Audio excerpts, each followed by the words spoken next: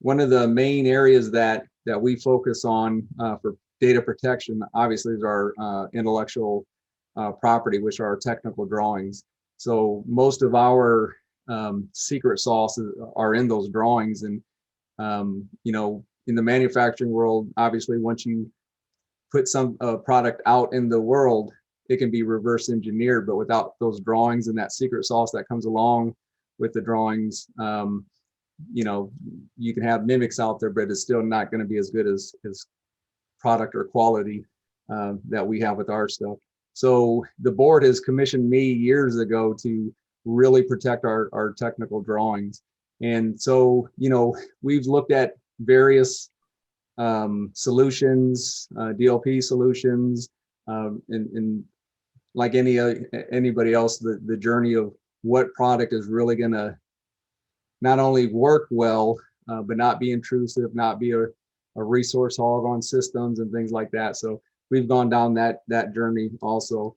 The changes in manufacturing, a lot of it is more the compliance type things, privacy regulations, GDPR, things like that. So now, on top of just protecting technical drawings, now we have to be able to really classify and identify and know where certain type of data points are. So we needed a tool that would assist with doing that too, and that's what kind of led us here. I think I answered what you want to do. Experience. Yeah, role. Mike, that's awesome. Thank you for that quick background on yourself. And Raghu, why don't you introduce yourself as well to all the guests here today? Oh, I don't hear you, Raghu. I think you're double muted. Yeah. How about now? Perfect. Thank you. Yeah. Awesome. Good afternoon, folks. This is Raghu Valipireddy. I'm the CISO at Axos Financial. At Axos Financial, we have a bank as well as a clearinghouse and a few other financial services organizations within the holding company. And I oversee information security across all of these business units and across the board. Data protection is a broad topic, so I don't want to go into the full breadth and the width of the data protection aspect. But having said that, financial services have always focused on data protection, primarily DLP, all along. It's not a new concept or a new focus area for us. But one thing that I share with my peers and other financial services companies is we have seen the maturity of the security tools really grow and transform, where they're able to catch up with the emerging threats and the changes in the landscape and whatnot. Gone are the days where we rely on signature-based antivirus tools. We use behavioral-based and then more sophisticated tools. And likewise, the firewalls have changed. The access control systems have changed. A lot of the technologies we use in the security world have changed, with one exception. DLP is one of those things we, as CISOs, we love to complain that it's been stuck in the Stone Ages. Not a change has been seen in the last decade and a half. But I think we're seeing the change right now. I think there are a lot of new entrants coming in and trying to change the game and bring in fresh perspectives. So from an Axos standpoint, we always had DLP tools. We're not new to the industry. We always had a different sets of tools being used in the company. But now, the new set of tools that are available right now helped us expand our view and allow us to do things that we couldn't imagine doing in the past.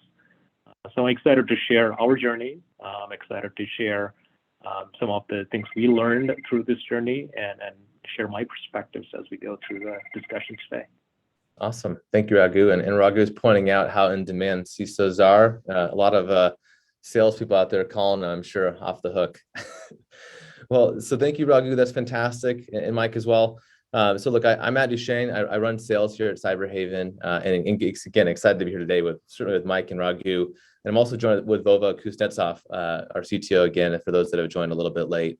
We're very excited to be on this journey ourselves as a company because, we like to think about how can we help companies like Vermeer and Axos Bank solve some of these key challenges with data protection. It is a broad topic and a lot of tools in the trade to certainly deal with it. But DLP is certainly an area where we believe we can make some huge impacts. And I guess, Vova, why don't you introduce yourself briefly to the audience? I know, this will be mainly about, Vermeer and Axos today, but a little bit of your background of what excites you about, building out Cyberhaven, and what problems are you trying to solve as we think about this company today, 12 and 18 months from now? Yeah, absolutely. Thanks a lot. Thanks everyone for joining. I'm excited to see such a great audience.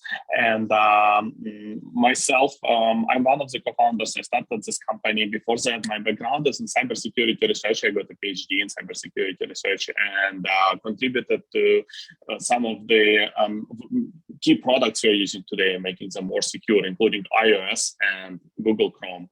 And the reason we really started this company was because why are we here? So we most of the cybersecurity we are doing, most of our jobs is about protecting data. We want to ensure that our data remains safe, the data that powers our business, that helps us become the winners in the digital marketplace, right? As well as the data that customers are entrusting us, our clients are trusting us to hold for them and secure for them. This is the reason, the root reason why we are having our job. And yet the product space, the data protection, the DLP product is, I think Raghu put it spot on. That's the categories that saw least innovation, least new movement in the last 20 years or so. So we thought I thought, and my co-founder thought that it's just wrong. We had insights and technology and knowledge and backgrounds to come in and fix it. We think that DLP needs to change, similarly how malware protection industry evolved from signatures, playing catch up with attackers, to actually going ahead of the attackers and switching to using more advanced analytics and machine learning and behavior-based approaches to actually prevent even unknown malware. Similarly, we thought that we need to change the DLP industry from looking at just static patterns of data that we know we need to protect, like credit card number, something easy, tangible, to actually expanding to using behavior and analytics and not just signatures in order to protect all of the data. The data that we know is sensitive, also the data that may be created by our employees, or versions of sensitive data that might be created by our employees out of sensitive data. So we started this company with this premise, and we built this data flow tracing technology that I'll let others talk about, that powers our product. And Mike and Raghu are using it very successfully, and we'll talk about their experience here. Yeah, thank you, Vova. That's fantastic. It's very exciting being on the journey with you, and I love the way you think about how you're solving the problem and where we can make major improvements, certainly in this space. And actually, since you're digging into DLP already as kind of a topic point, and Raghu, since you've got a ton of experience with DLP historically, and by the way, I'll tell the audience, if you do have questions, feel free to throw them in the chat, and I'll certainly ask them as well between Mike and Raghu. I already love the contrasting stories between the two spaces. But Raghu, with a lot of experience that you have, what has DLP been, and historically, where has it gotten it wrong? And go deeper on that too, if you want, into the topic of DLP itself, if you're interested there. Yeah. I mean, that's a great question. I'm not sure where I would start, but the first generation of tools, right, not just DLP, are always great first starts. And in any industry, I think this is a common story. They address a portion of the problem, but leaves a large section of the gap unaddressed. And I think that's the first iteration of a solution. It's always going to look like that, right? That's not a strange fact. But what's interesting in the DLP case is we have seen this technology develop, 15, 20 years ago. And for strange reason that I can't understand, it just stayed like that.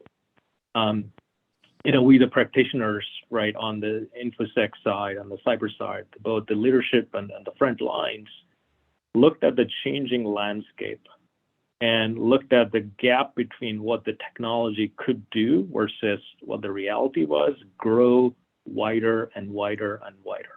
To a point, some of my peers, openly used to say, DLP is just a checkbox.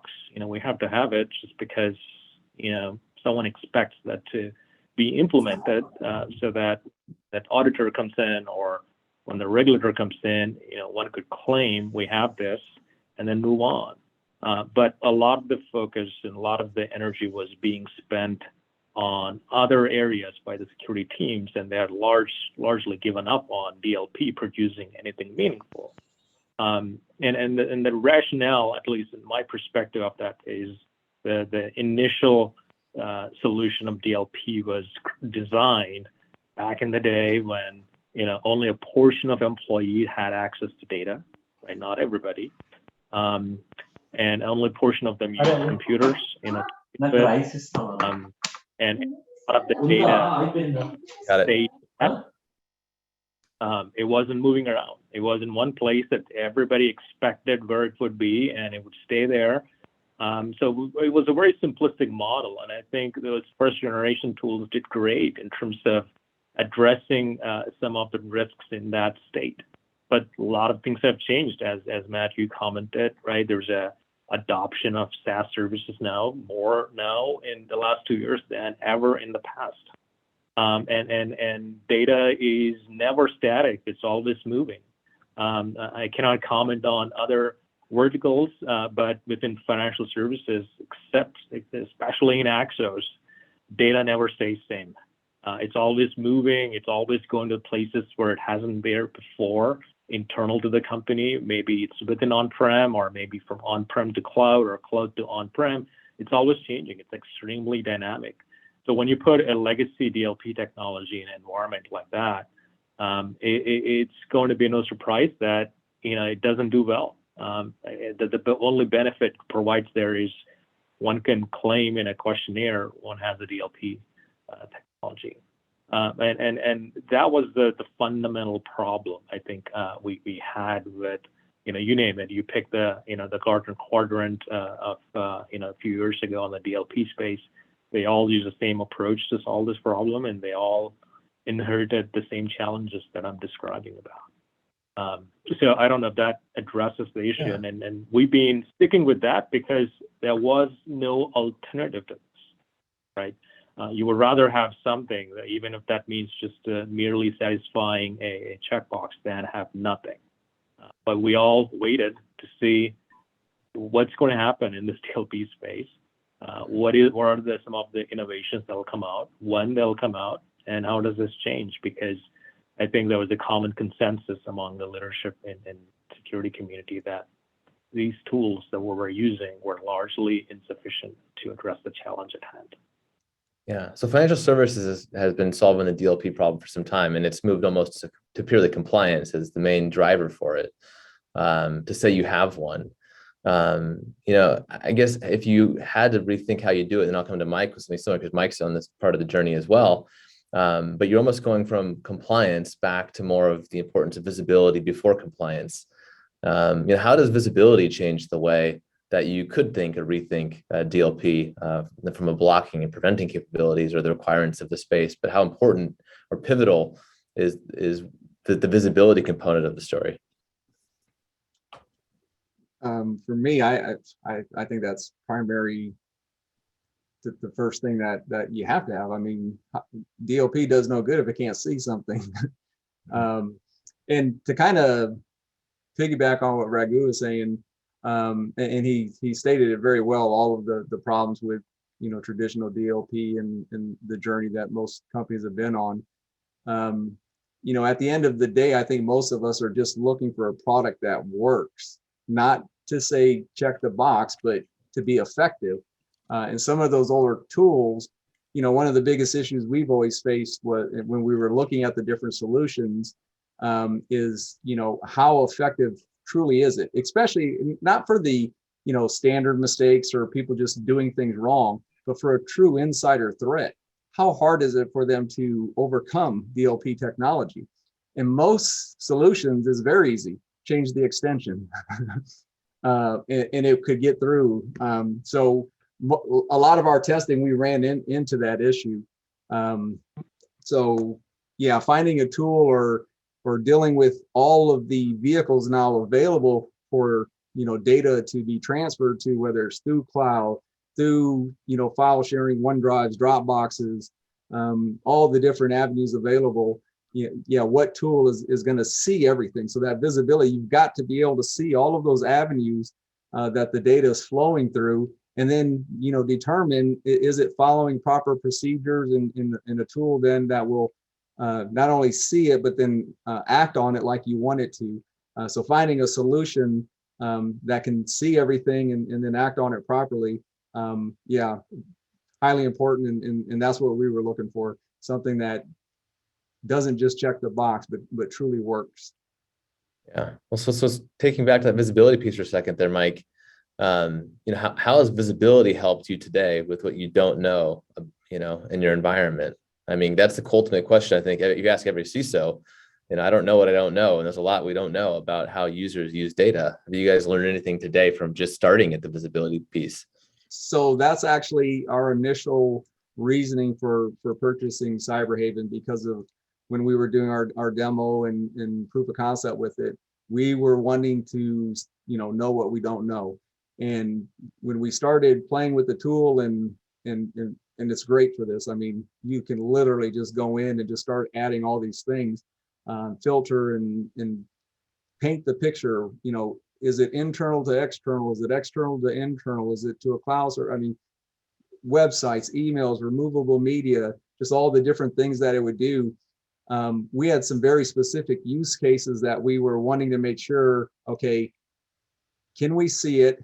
And using that information, can we get a better understanding of how business works so that we can make the proper policies and procedures to go around that and to make sure everybody's doing things securely? So it's been a great tool for that. But even above our primary use cases, it's really nice to be able to go in there at any given moment and just start, searching with all these different parameters, and even get more understanding of how people are doing things or the way data is flowing, internal to external, and is it more website, on the endpoints, email? Yeah, we haven't even really cracked the surface on getting more visibility or better understanding of how all of our data flows, because we're obviously working on our primary use cases and fine-tuning those procedures and policies. But the future is still looking bright with the tool, because we know all of its capabilities, and it's definitely going to be helpful for us. That's fantastic. Thanks, Mike. Appreciate that. And Raghu, what about you? I think you've moved from going from just buying tools where you block on certain types of content and make the million rules that you manage and continue to remediate the incidents that you do get. And usually it's a space full of too much noise and not enough team to manage supporting it. I guess how paramount for you is visibility into the equation of managing the data across your organization? To be frank, when we started this journey, our goals were pretty simple, and we were already using a DLP technology that was probably top 1 or top 2 in the market per market share or their brand name and whatnot. But we still weren't happy with it because, like I said, it had a number of challenges and whatnot. So we asked ourselves, let's not, aim really, really high. Let's just try to find something that does same things a little better than what we have today. And we started looking into the market to see what tools can do a better job than what we have. So we weren't really looking to say, hey, we want a tool that provides more visibility. Because frankly, where I was personally pessimistic on, what DLP can deliver based on the track records and the history and whatnot. So we weren't being too optimistic or wishful on what we want to get. So when we ran into Cyberhaven and Cyberhaven started talking about visibility, that was a new concept. It took some time for us to understand what it is talking about. But then again, going from that to actually see it in our environment was completely transformational. One, because we didn't expect we could see all of the data that was going, like Mike said, right, internal to external, external to internal, and also internal to internal. And as it was going through, a lot of the data transforms. Maybe it gets renamed, maybe it gets saved in a million places. It gets emailed to 50 people, and each of those 50 people do something different with each of that data that they're receiving. So it's very mind-boggling. One, I didn't believe it can all be captured, which Vova proved as it can be done using the analytics and how the data lineage and all the data tracing functionality works. So once we had that visibility, it was a game changer because, in the past, we knew data was stored at location X, maybe location Y, and that's all we knew about, and that was the scope of our DLP. So you needed to know where to monitor first with the previous generation technologies. With Cyberhaven, we didn't need to know that. We didn't need to know anything, and it was telling us very quickly the places where data is being stored, all the places where data was being accessed, and how it was being shared through what channel. And this also included cloud. So it put a lot of data in front of us. And now the real question started to us. Like, what do we do with this data? What do we do with these insights?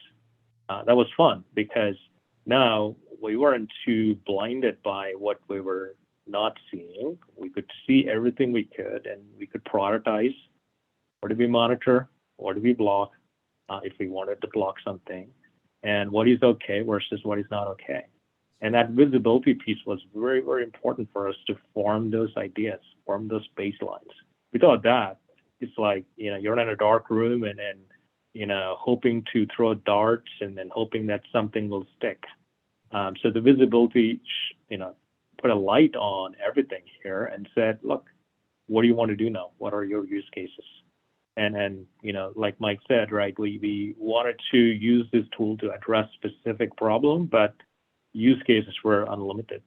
So we started using this tool in ways that we didn't initially expect a DLP to do. And probably we'll talk about that in a little bit.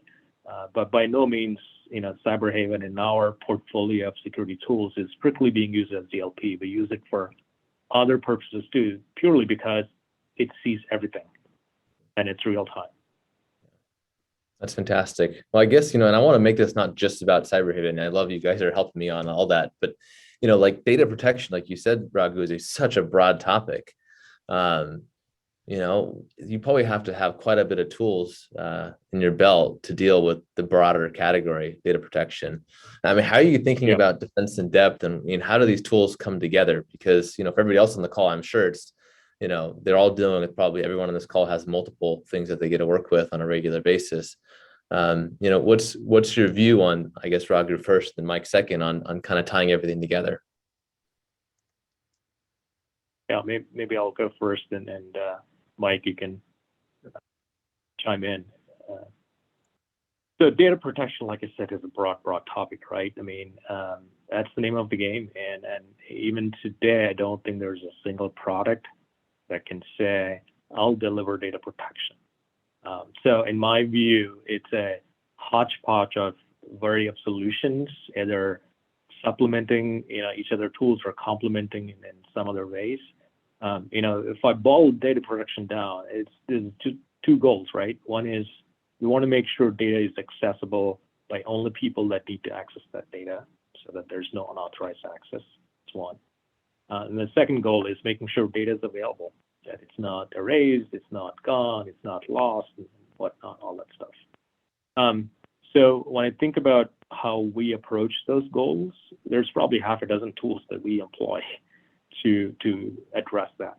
Starting from making sure we have encryption at disk level, blocking mobile removable devices, looking into the emails that are being exchanged either internally or outside. So there's an email security component there. And in the past, we had these tools like DLP perform scans against multi-petabyte shares. And we often wondered in those cases when the results came back, what do we do with this? Essentially useless. We do this because the requirement says we should do it once a year, twice a year. But they're largely useless, and we did things just because it was done in the past with no practical usage afterwards. And then, you go about, security settings that you apply on your employees' computers and whatnot. So the data protection is a combination of, half a dozen or more tools. But the important piece of data protection is the DLP tool. I think that's in the heart of all of these tool sets we're talking about. And this is a space in security where if you mention data protection, it may mean 10 things to 10 different people. So I think it helps to be very precise.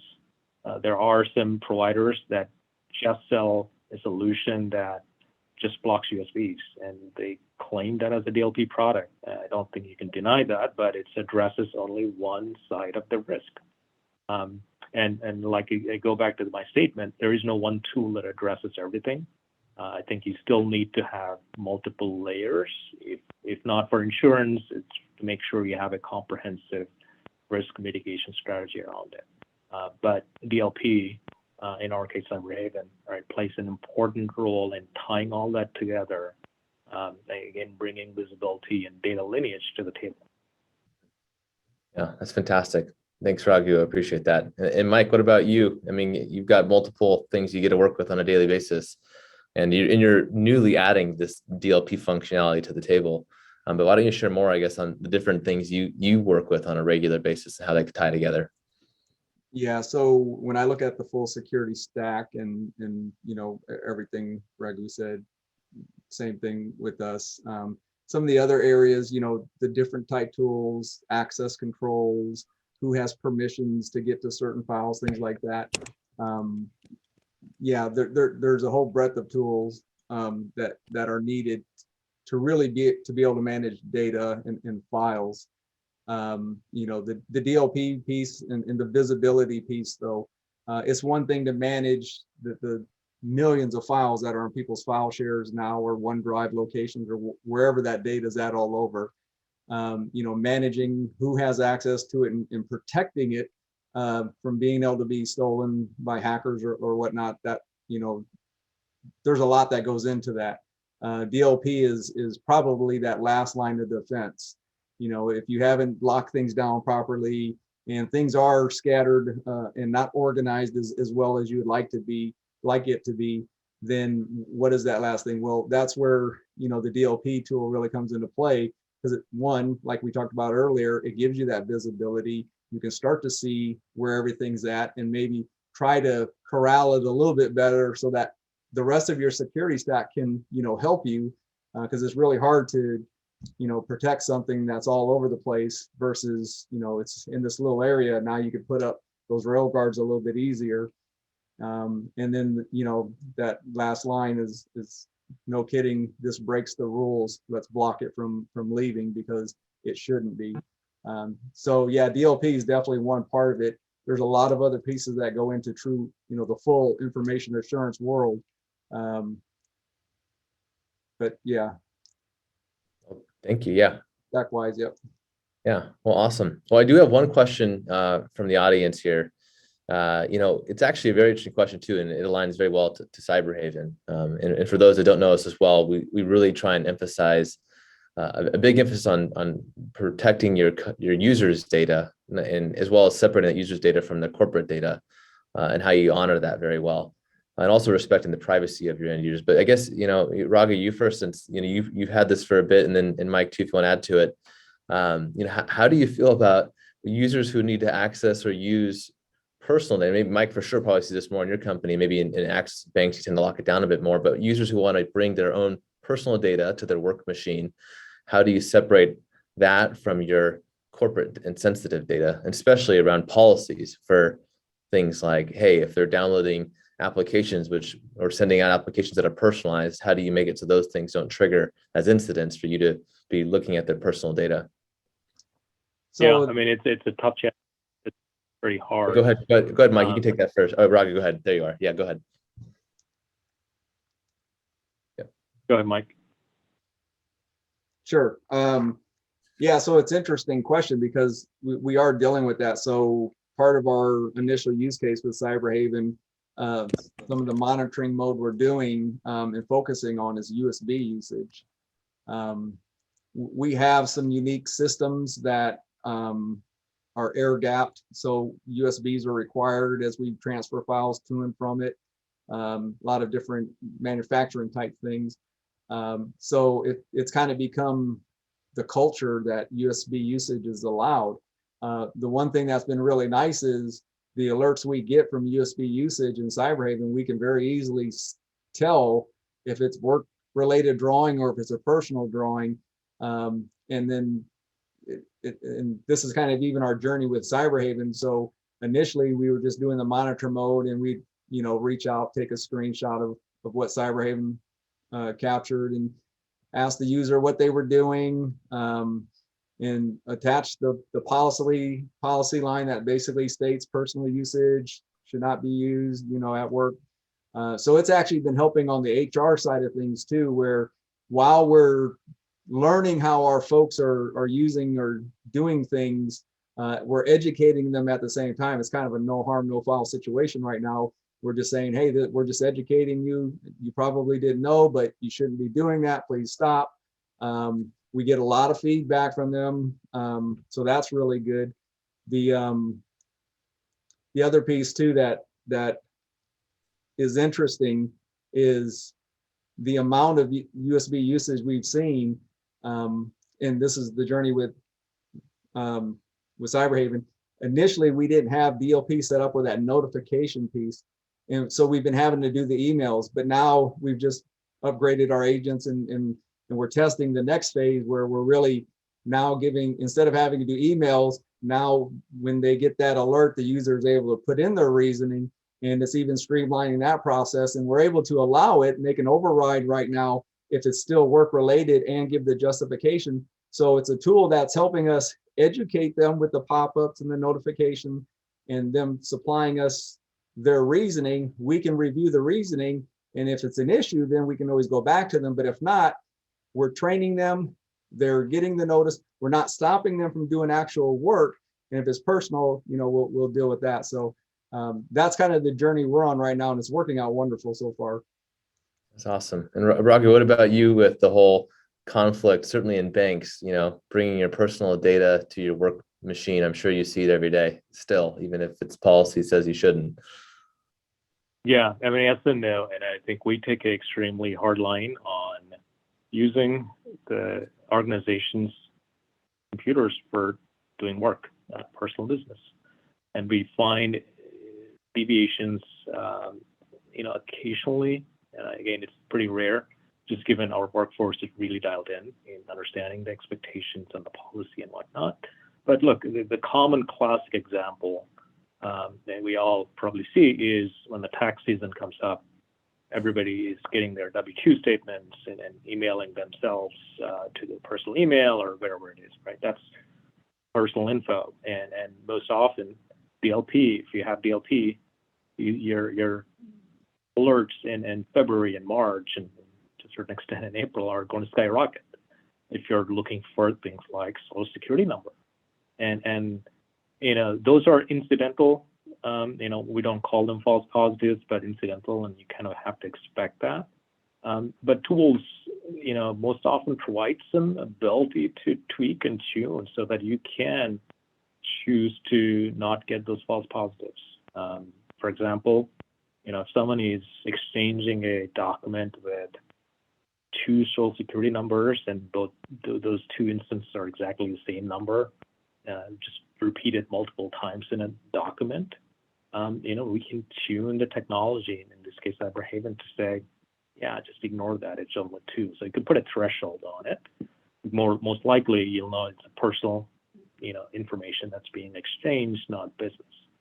If someone is really trying to take a large number of corporate data or confidential data, and it exceeds that threshold that you set into your environment, you could choose to get alerted on those things. So I think this is not just unique to Cyberhaven. I think we have seen that in a lot of the technologies surrounding this space support some kind of a tweaking ability to understand what's personal versus what's strictly not personal for business purposes. It's a balance though, right? I mean, if somebody is insider and they intend to take one Social Security number at a time and that's spread across several months, you're likely going to dismiss that as a personal usage because, it's just trickling down. And data protection in general, right? It's hard. It's one of the hardest things to accomplish. So I think that the name of the game is, can you reduce the risk to the absolute minimum that you can, given all the levers that you can pull? But expecting perfection, expecting that you get 100% of risk mitigation is not practical. Yeah. No, I guess that ties into another question. I guess I'll propose to either of you. I mean, do you think the idea of data lineage, provenance, and source can come into play in a major way to help with the context of protecting the privacy of your users in practice so far? And maybe even, Raghu, you're asking earlier about like, where do you think DLP should go in the future? Either if you want to take that question. Yeah, I think the visibility definitely helped us reduce the number of investigations we had to do, right? Back in the day, with the traditional tool sets, we knew something went from inside to outside and it contained, classified information. That's all you knew. You didn't know anything about how did that person get that document? What was it called? Where did he retrieve it? What was the source? Did he get it by email? Did he download it from, a website, or did he get it from a database? Did he create it, or did he just, share somebody else's? So all those questions were unanswered, meaning you ended up either calling it as a threat, an incident, and spend time investigating it, which would definitely take a lot more time on our already stretched thin resources, or dismiss it and say, it's not worth my time, right? You got to disposition it one way or other. But with the visibility, the incident handlers that look at DLP incidents were very quickly able to see all the data that Cyberhaven was presenting, and in the same pane. So as the person is looking at the incident, they really knew what was the source, how many hands did it change, how many transformations it has gone through, and that tells a story. Right? Is it a W-2 that I downloaded from ADP, or it's a document that I obtained from other places that potentially contains someone else's W-2 information? So that story is extremely, extremely important to quickly disposition, investigate, and then move on to the next alert. Or perhaps if you know this is the baseline or a pattern, you can adjust the policy to go and tell Cyberhaven or DLP tools to say, don't let me know next time this happens because I know this is okay behavior. So that visibility piece, you use a few other complex words like provenance, and investors don't claim to understand fully the meanings of them, but the context was extremely important to disposition these alerts. Without that, we would be spending a lot more time looking into these things. Fantastic. And Mike, what about you? I know you've taken investigations to, I think, a whole new level with Cyberhaven. What are some of the things you've seen in that regard? Yeah, so I commented earlier when we looked at other solutions, easy way to bypass their technologies was just to change the extension. The lineage piece is critical in the way Cyberhaven works. It's really nice because if we have a technical drawing and there's some, insider risk and they're trying to exfiltrate data, if they were to just think they could just change the extension or throw a bunch of drawings into a zip file and try to get that way, Cyberhaven is capturing all of that. So not only does it give us the visibility, but then it gives us kind of the forensics of, we have to fire somebody. We've got the proof saying, look, this is malicious intent. You did this, then you did that. So it's the lineage piece, and that's something I don't think I've seen in a lot of the other DLP things. Most of them are just this file or this thing happened at this time, everything around the incident, but nothing beforehand. So that whole cradle to grave visibility of one file that Cyberhaven provides, that's been kind of critical and crucial, I think, for some of the things that we've had to do. And then, with HR in general, a lot of times and this isn't related to our use cases, but HR does come to the IT security office, and they may have a suspicion, or somebody said this happened or that happened, and if it's dealing with files, it's very easy to use CyberHaven to paint the picture, or to know exactly, and give them some hardcore forensic data saying this is everything. And then HR has what they need, and they can deal with it how they deal with it. Prior to that, we could piece things together with other solutions, and we can give our best guess on some things, but there's nothing super concrete.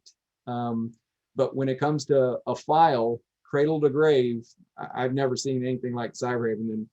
And again, during the POC that we did with you guys, all of that stuff was demonstrated. So for us, it was a no-brainer. This capability, and maybe that's what Raghu was really, because I don't have a lot of previous experience. I did a lot of testing of DLP, but we didn't have DLP prior to some of that testing at our company. So it's not like I've had this in my world for a super long time. So Raghu could probably talk to this better.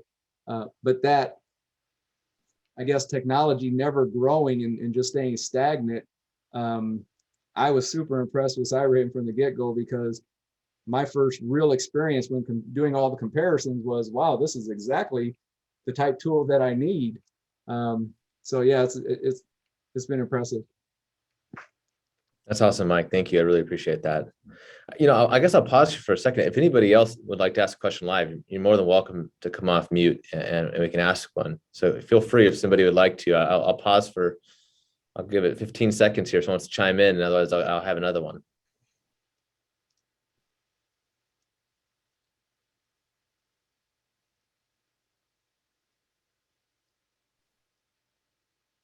All right, Steve, I see you come off mute. Go ahead. Yeah, good afternoon, folks. Steve Kudo, Jackson Laboratory over on the East Coast. My question is around data classification. We talk a lot about policies and classifying and tracking intellectual property data as an example. Do you folks have a sophisticated data classification tagging program that helps complement your DLP initiatives? If that makes sense. Steve, maybe. Yeah, absolutely. I think just to clarify, Steve, I think what you're referring to is some kind of a process to tag the data in the organization, to say, something is confidential, something is public, whatnot. And your question is, do we use technology like that to tag information and then use those tags to complement DLP? Yeah. I get that right? Yep. And also from a data classification standpoint, as far as a corporate policy as well. Yeah.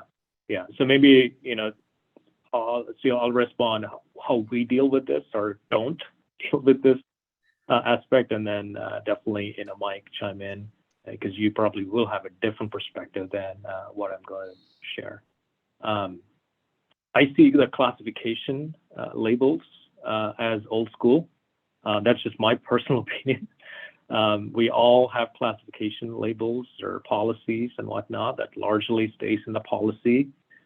We may dust it up once a year and tell our employees what those classification labels are and what they mean, and then we go back to doing things just like we did before.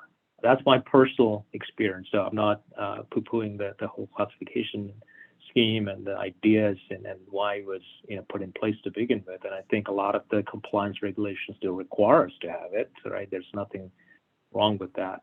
Where I don't see really, go from there is classification getting into the documents, right? Most people that create documents or handle documents are not necessarily classifying, because it's a busy day. Everybody has a full plate, and classification changes. So there's been a whole slew of solutions in the last few years that claim to scan and understand the content within document and auto tag them. That's definitely a great solution, but I personally have never view them as part of the arsenal of security tools, just because the whole concept of scanning the document prior to someone doing something with the document is a give and take, right? The tools cannot be scanning the documents all the time, 100% of the time. So there's always a delay between when it gets tagged and it may have gone through several transformations where it may have different data than what it was originally tagged with. And there's a lot of overhead and scanning and tagging those tools and then constantly keeping up. And there's a lot of friction and overhead associated. So how we have dealt with that is we said, we're not going to tag anything. We'll let DLP technology scan the document that's being, in motion at the point in time when it's being shared. And we took our classification labels and sort of applied that, loosely into Cyberhaven. And we said, if you have these patterns or this type of content in a document, treat that as X label. And if X label is identified, do Y. So we kind of codified the classification and the response into a policy in Cyberhaven, and we'll let Cyberhaven take care of it. This approach, helped us not to worry about tags or having a requirement that something be tagged prior to it. Suppose, we could also run solution like that to tag and help Cyberhaven educate what the document is. But I purely see that as a lot of overhead. And if you could do only a set number of things in a given day, I want to prioritize where we spend time and energies. And right now we said, tagging is not that important. And we really don't look at that as a prerequisite in taking any policy actions. Excellent. Thank you. Thank you very much. Yeah, Mike, any differences or Mike. similarly for Vermeer? Big differences. Obviously, we're a manufacturing company, but we're also a private company. So we haven't had the compliancy type issues or regulations and rules that Raghu's probably had to deal with. We're actually just starting our classification journey at our company too, and getting to that. I think though our plan in how it's going to work with Cyberhaven, I think we're going to use Cyberhaven very similar to what Raghu was saying, where we're going to rely on that to really identify the data and create the rules and policies around it. Our classification and labeling is really going to be for that overt classification, so that if there is a use case where we send it to an external party, it has that overt marking just so that they know what our expectations are for how they handle it outside of our organization. But internally, the classification is, I don't think we'll use it. I don't know, maybe if Cyberhaven, and I'm looking at some of the different things within the dashboard right now, that might be something where if that's added as a destination, metadata, and now I can take the metadata classification and start searching and creating rules and policies off of that within Cyberhaven too. That might be a win there. And that's the other thing. We were early adopters of Cyberhaven, and I know as the tool has even grown since we've had it, there have been some situations where we've put in a product enhancement thing, and boy, within the next version number or something, we're already seeing it. So it's very adaptable and growing with our use cases every day. So right now we don't have that strategy to marry the two worlds, the classification and the DLP together, but there's always opportunity, I think. That's great. Yeah. And I'll say that, the nice thing for all, I mean, we can read tags, and you can see if someone manipulates or changes a tag or takes a tag off. And it's a lot of our customers first start, which is saying, let me just watch my tagged files from going to Dropbox and Google Drive or outside email or USB. And it's a very simple place to start as your journey of either already tagged or doing things in sequence, defense, and depth. But to Raghu's point, the self-tagging of data, I think people feel is hard. And it's a challenge many companies face. If you can very easily identify and tag the data, it makes a lot of sense. But getting users their input of how they do it has been historically the biggest part of the problem, is how do they do it right? and follow the right policies. And what Mike you shared earlier is just people tend to forget the policies, and you got to remind them of the policies in real time. Well, look, I'll ask one last question to each of you before I close today. I guess, where do you want to see this get to in the next year for you, that you can share with your peers here around, kind of the view of how this could help you ultimately solve your DLP program in the next year? Raghu, you first, and then Mike second. Okay. Is this where we give a wish list of all things we want Cyberhaven to solve, including world hunger? Sure, absolutely. Cool. I want to just simplify this, right? I think, we're already very busy digesting everything Cyberhaven is able to provide and making good use of that insight or analytic capability. So that's going to keep us busy for at least the next 6 months or so. So, we started this journey, we started using Cyberhaven about 6 months ago. But as I look at, what is one thing that I want to see more of would be more integration into SaaS platforms and technologies. Gone are the days where data is just on-prem, right? It's everywhere. We're looking at DLP, from a Cyberhaven perspective, predominantly as an endpoint data DLP tool.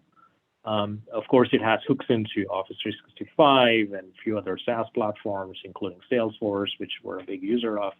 But those are only some of the SaaS services we consume today, and it's only going to, go exponential as we go from here. We're always early adopters of technologies. Where Axos is always at the cutting edge. We do quite a bit of development in the cloud.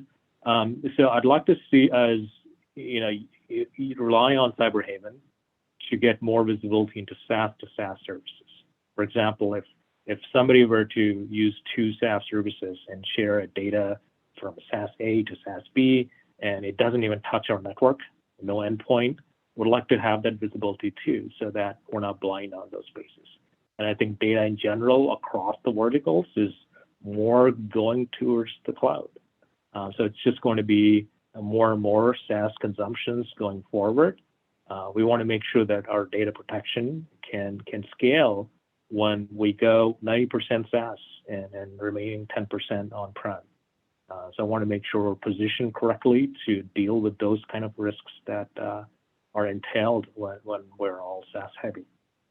Fantastic. Yeah. And it's a big direction of where we're going as a company. So it seems like you've been getting the roadmap updates pretty regularly. So that's great, Raghu. And we believe that the SaaS to SaaS and how you protect the cloud and all your data outside of the endpoint is really important. We also believe that the only way to see what users are doing with data is at the endpoint. So you got to do both. There's a defense in depth there in our story, and we'll continue to evolve that one. But Mike, what about you? Yeah, I agree with Raghu, the cloud piece, but kind of keeping it more like where we're really at on our journey. Obviously, like I said at the beginning, we're focusing on our technical drawings. Once we really get that down and we're in cruise control at that, then the next iteration is going to be really starting to look at your PII, PCI, all of that type data, and really then getting a better understanding of what our folks are doing with that type data and how do we rein those activities into acceptable things and create policies and procedures around that too. So that's kind of our phase 2 thought with Cyberhaven. Like we're still on phase 1 though, and still have a little ways to go because, with the information we get from Cyberhaven, and when we start getting these understandings, it's easy to write a new process or procedure, but that cultural change that comes with it, that's always the heavy lift. And that's why, we'll be in this first part of our journey for a while, because there is going to be some cultural change that takes place because of this. Yeah, I appreciate it's a great answer too, because we do believe that having that visibility is a huge step into building the right security program from the ground up. And Raghu knows you've had to build things almost sometimes backwards in how security has evolved without visibility to get to it. But Mike, yeah, it's just exciting to see where you're in the journey, and Raghu, where you're going as well. I really do appreciate both your time today. I appreciate everybody joining as well. We will have this recording posted after, certainly maybe tomorrow or the next day. after we get it edited here. But I do appreciate you all joining as well. And anytime, if anybody wants to follow up with any of us, please don't hesitate to reach out. Thank you all for joining today. Thanks, Mike. Thanks, Raghu in particular. Thank you, everyone. Appreciate it. Have a good day, everybody. Thank you. Take care.